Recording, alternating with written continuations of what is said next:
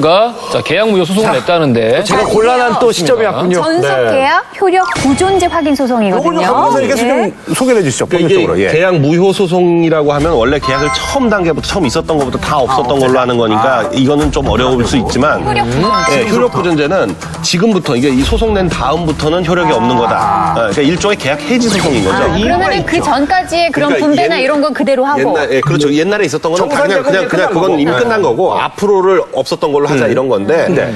근데 이제 그 계약서가 드는 이유는 뭐예요? 크리스 쪽에 드는 건 뭐 일정도 그렇고 건강도 그렇고 너무 뺑뺑이 돌렸다. 그리고 수익도 너무 많이 가져간다. 뭐 이런 취지인 것 같아요. 근데 이제 그 이거하고 비교가 되는 게 그 슈퍼주니어 한경 씨 같은 경우에도 비슷한 소송을 내 가지고 그때 했던 법무법인에 여기도 맡겼더라고요. 크리스도 똑같은 데다가. 이게 약간 좀 상황이 다른 게 근데 대중들은 제2의 한경 사태를 보고 네, 있어요. 한경 씨 같은 경우는 처음 슈퍼주니어 활동을 할 때 일단 방송을 2군데밖에 나가지 못했습니다.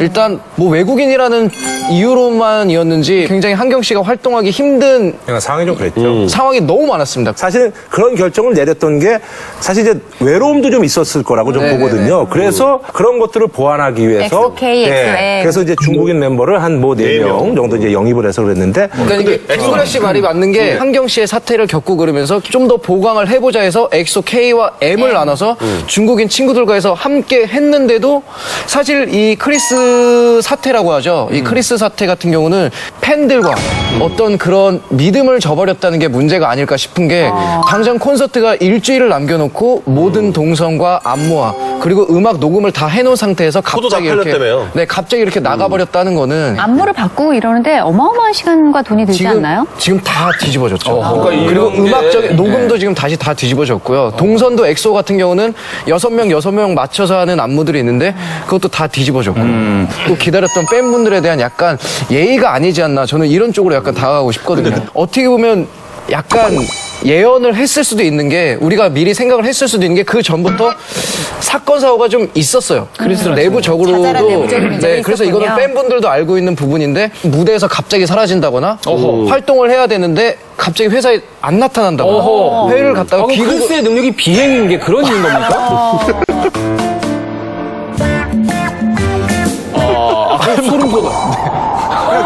크리스는 자기 능력 발휘하는 거 아니야? 중국에 가 있는 거죠. 지금 현재 아마도 중국에 있는 것 같아요. 중국에 있고 소송은 한국에서 냈는데 이게 좀 하도 이제 해외에서 활동하는 뮤지션들이 많다 보니까 이런 일들이 비일비재하게 벌어지는데 그렇다고 하더라고요. 이제 현장에서 공연을 해요. 근데 자기의 손짓 하나하나에 10만 명이 막 왔다 갔다 해요.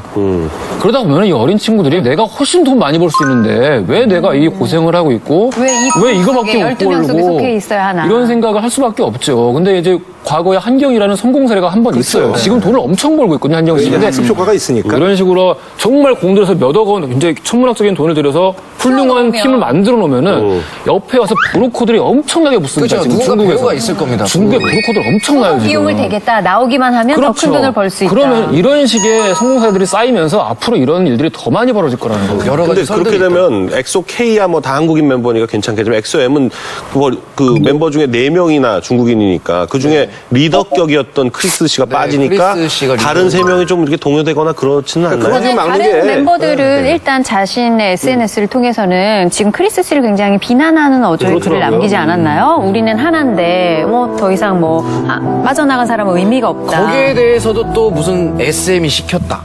그 글에 대해서도 많더라고. 이런 얘기들이 굉장히 많은데 근데 배신감이 들 수밖에 없을 것 같고 또 같이 이렇게 어렵게 활동하던 사람들인데 그렇죠. 힘들게 오랜 시간을 같이 했고 노력도 했고 근데 막 그런 식으로 속보가 막 쏟아지다가 막 뭐가 굵직하게 나오길래 뭔가 하고 딱 봤더니 이 크리스 인스타그램 언팔했다. 언팔로우를 이렇게 기사로 또 쓰는 일을 그러니까 다른 처음 멤버들이 봤습니다. 팔로우를 다 끊었다는 거죠. 크리스에 대해서. 아니 그래서 지금 보니까 이 친구는 사실은 지금 막 라이징하는 시점에서 그러다 보니까 약간 그래서 그 친구에 대한 시선 자체가 사실은 뭐 예전 같으면은 뭐 이런 거와 맞물려서 무슨 기획사의 어떤 그런 계약서라든지 이런 것들이 좀 문제가 있는 게 아니라 근데 요즘 이제 다 표준 계약서 이제 표준 계약서가 있기 때문에 물론 이제 뭐 계약 기간이 조금 각 계획서마다 차이가 있는 거지만 그래서 크리스에 대한 시선은 어쨌든 간에 뭐 그닥 좋지는 않다. 지금 가장 속상한 건 사실 팬들과 멤버들이겠죠. 네. 그런데 하여간 12년 만에 탄생한 이 2 밀리언 셀러를 한 방에 누른 주인공